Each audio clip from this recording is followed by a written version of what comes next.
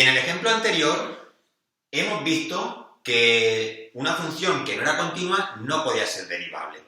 Vale, eso ocurre siempre. Es una implicación más fuerte de lo que podría parecer. Realmente podemos considerarlo casi un teorema. Entonces, podemos decir que f es derivable, que f sea derivable en x igual a A, en un punto cualquiera, implica automáticamente que la f es continua en ese punto, en x igual a. ¿Vale? Es una implicación en ese sentido. Una función es derivable, implica que es continua. Si es continua, podría ser derivable o no, podríamos tener un punto anguloso o no. Pero la fuerza de esta implicación es justo la contraria, que si yo tengo una función que no es continua, automáticamente no puede ser derivable. O sea, lo que nos interesa a nosotros, en la práctica, nos va a interesar justo lo contrario. No continua, la negación va a implicar automáticamente que no sea derivable.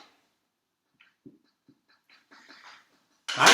Vamos a hacer un ejemplo de esto. Imaginad que nos ponen la siguiente función, una función a trozos, f de x igual a, voy a copiarla, la tengo aquí, 3x menos 2, si la x es menor o igual que 1, y x cuadrado más 5, x cuadrado más 5, si x es mayor que 1.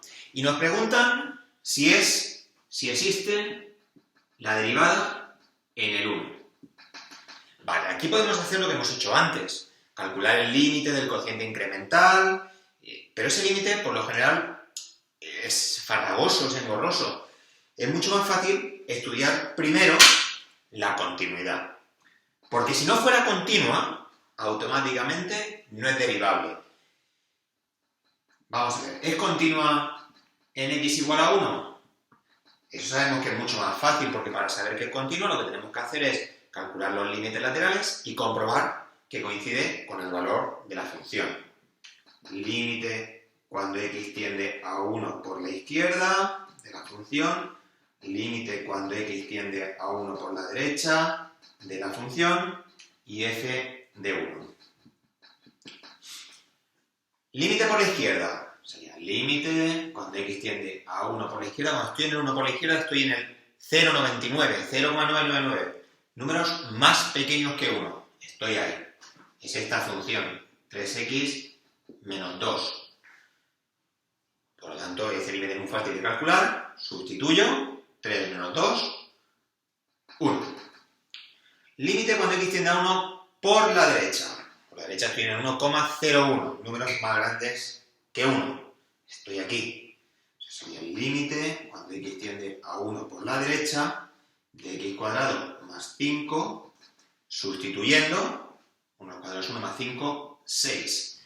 Ya no haría ni falta que calculase esto, porque los dos límites son diferentes. Pero bueno, lo voy a calcular por gusto.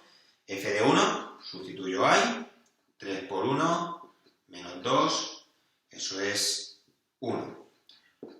Como esos valores son diferentes, como estos dos valores son diferentes, F no es continuo en x igual a 1. Y como no es continua, no puede ser derivable. F no es derivable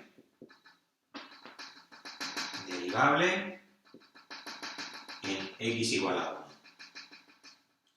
No existe la derivada en el 1. ¿Vale? Entonces, esta sería una forma mucho más fácil de resolver el caso de derivabilidad. Pero claro, siempre y cuando nos saliera que no es continua. Porque si es continua, no nos quedaría más remedio que hacer lo que hacíamos en los ejemplos anteriores.